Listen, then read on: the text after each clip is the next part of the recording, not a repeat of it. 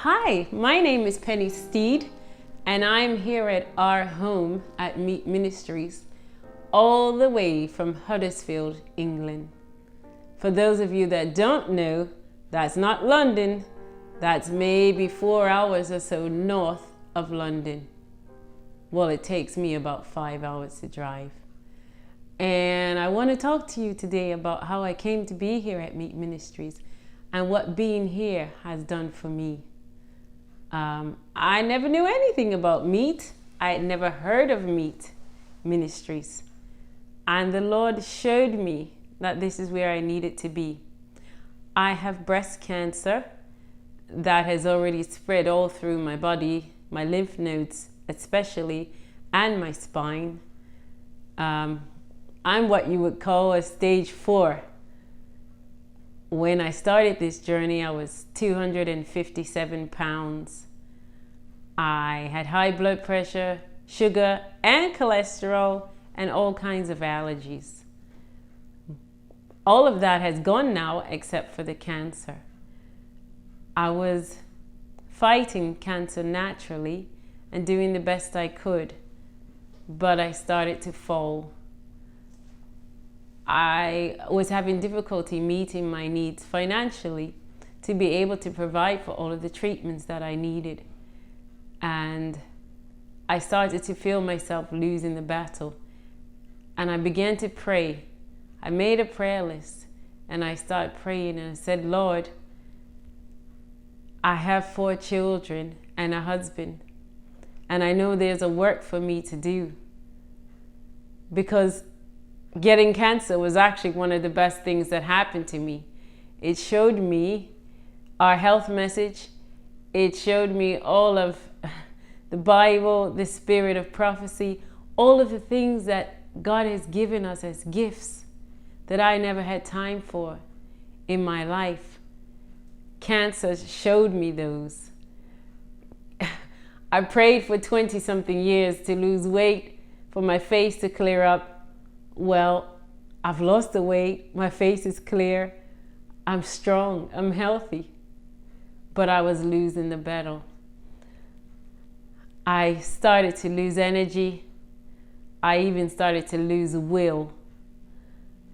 I didn't think I could do it anymore, and I knew I was dying. I prayed, and I went to a conference. And there was a lady there. I was on a panel with some other people, health professionals. And there was a lady there who kept saying the word M.E.E.T. and Dr. Jackson and M.E.E.T. And I didn't know what she was talking about. And afterwards, I didn't get a chance to ask her.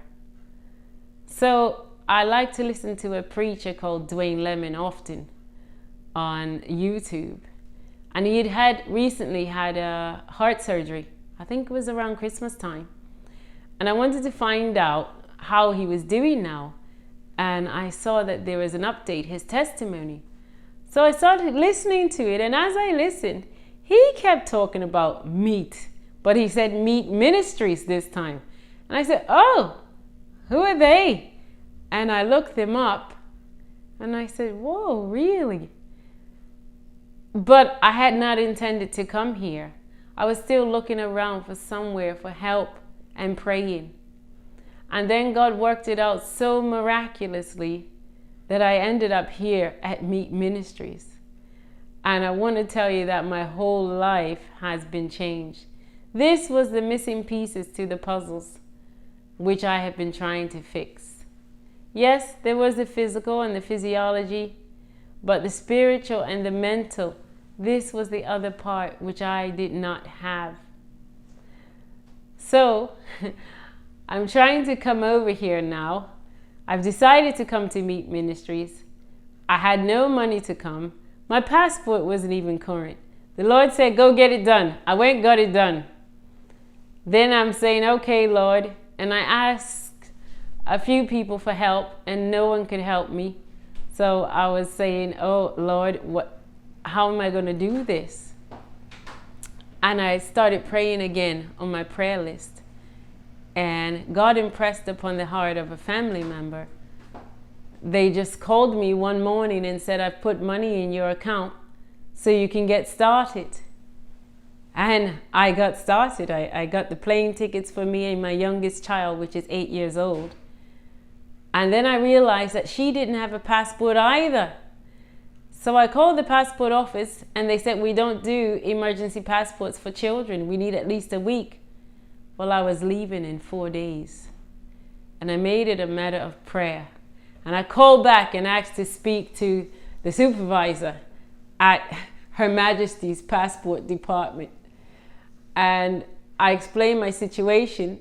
And they said, okay, if you can get a letter from where you're going and a letter from your GP saying that this treatment is not available in England, maybe we can do something.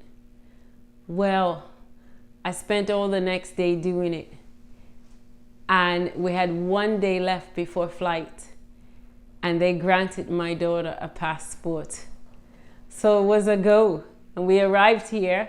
We were staying in Huntsville with my brother. And although I had paid my deposit, I didn't have quite enough to come to M.E.E.T. And another family member said, what do you need? And when I told her, she said, okay, don't you worry. It's all taken care of.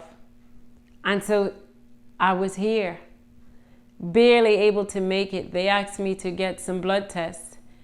Sister Neely, that's one of the people in charge here. And my blood count was so low. It was 7, my red blood cells, when it's supposed to be at least 11. I could barely stand. I needed help to get dressed. I couldn't do anything. At that stage, you usually need several blood transfusions. And what were we to do? I'm in a foreign country. If they have to give me blood transfusions, they would repatriate me or send me back to England for my health care.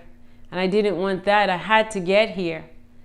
And it was really touch and go. When I got to this place, I knew I had very, very short time.